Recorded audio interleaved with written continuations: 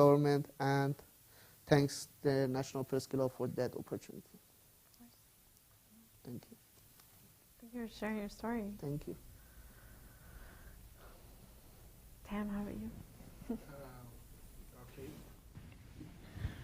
Well, my journey kind of, you can say, started in 2009 when I first fled the previous regime, TPLF led Prime Minister Meles Zenawi's regime here to US because we were, I was the editor-in-chief of the last editor-in-chief of a newspaper called Negera, and it was started by 6 friends. The newspaper was successful, but when you're successful in journalism in terrible countries, you're not rewarded with, with at least continuing to work in your own country. So we're faced with the possibility of being charged minimum of 15 years on terrorism, and we decided it was not worth it. After we left, 2 of my colleagues, Mesfin Nagash, the managing editor, Abi Taklamaram, the founding editor-in-chief, were charged in absentia.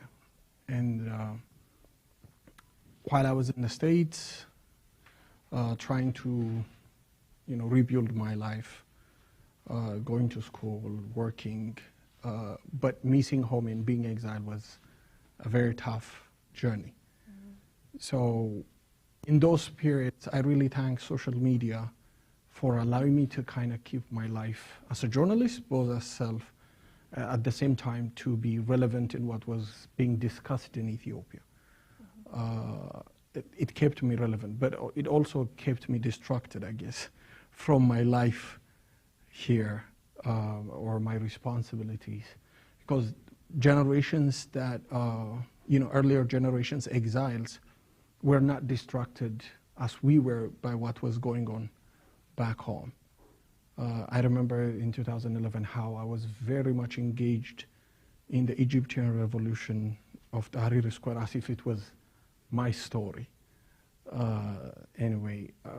So in 2015, in 2012, Meles Zenawi dies, and in 2015, a kind of reform starts happening within the ruling party, and the reform became very full-fledged in 2018 by the ascent of our current Prime Minister Abiy Ahmed, to the position, and a really promising reform was born.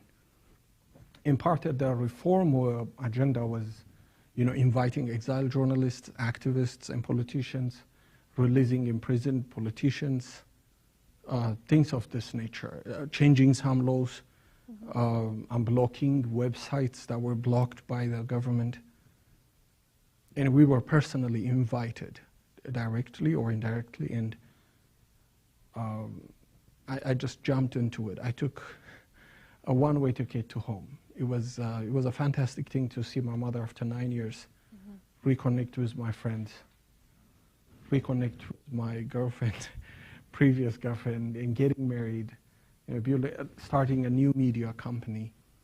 It was fantastic. My focus, as my colleague was saying, his focus was on corruption. My focus was on literally reforming the ethnic federalism, because I believed, and many believed, that the ethnic federalism is the focus of our problem. A country as old as Ethiopia would have multiple problems. It's not going to be one problem, the economy, the demographics, our geography, our history, all this will have burdens. But I thought that at least if we start reforming the ethnic federalism and start de-ethnicizing our politics, our economy, and even our religions, it would at least be on the right direction. That was my focus. And it didn't sit well with the ruling elite, and mainly because as an ethnic Oromo, they were expecting me to fully support everything they do just because I'm an Oromo, and I don't buy that. And my 9 years of stay in the United States have even made me kind of detest ethnic politics even more. If you see a country as diverse as this, build such a great country with all its past, the main thing is how it managed with all its challenges, its identity politics, be it coming from the left or be it coming from the right. America has done a great job of changing its own story and direction. I was hoping that for my country. Mm-hmm. And it didn't sit well. When he said, people invaded his house, started shooting him with handicap, it was a similar story for me, because one Friday on December 10th, 2021, just while I was in my room, they did that. They invaded our house. I was living with my in-laws because my mother-in-law was sick, and we moved in to assist her. My wife was literally a full-time nurse at that time, and also managing our media company. And over 15 federal police officers invaded our house. One of them took my picture using handicap. I asked him, could I at least even wash my face? They didn't care. They took me, and with a different and many more forces, I was returned home. Mm-hmm. Took all the possible electronics, phones, iPads, everything, and they went to the studio and office.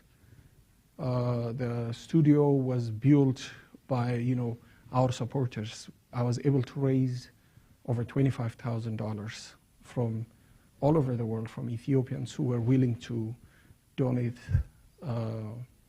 for our media. And they took everything. Oh. They cleaned us out. But that was not the major thing. After they took me, they said to the family, you can come to the federal police station in Addis, and then you can visit him there. You can bring him his medicine, his food.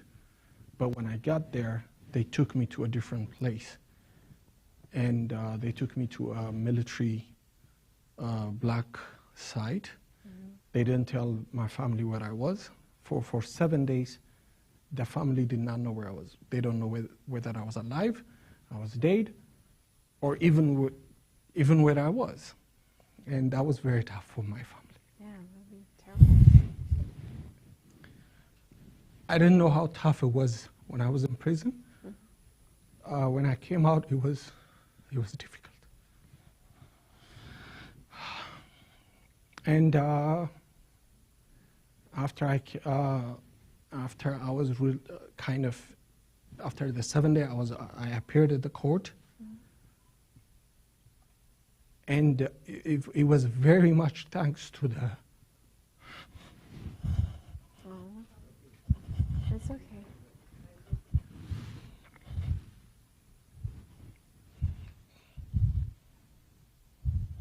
It's the first time I'm speaking that way. Oh.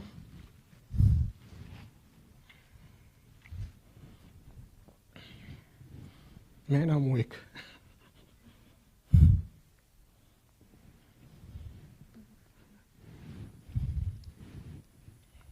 Thank you for sharing your story. You don't Go have ahead. to say anything you don't want to. But No, the thing is,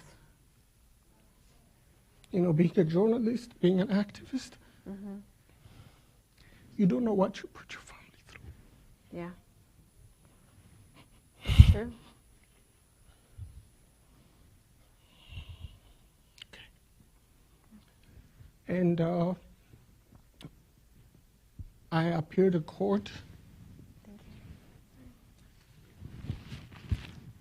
you. And after appearing to the court, I was transferred from a black site to a normal police station. Mm-hmm. It's then that I learned how much campaign was going on, how much people have spoken. I thought I was forgotten. Never forgotten. Yes. And I'm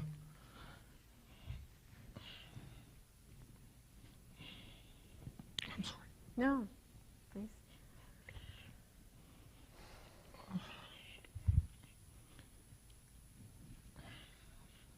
And in the police station,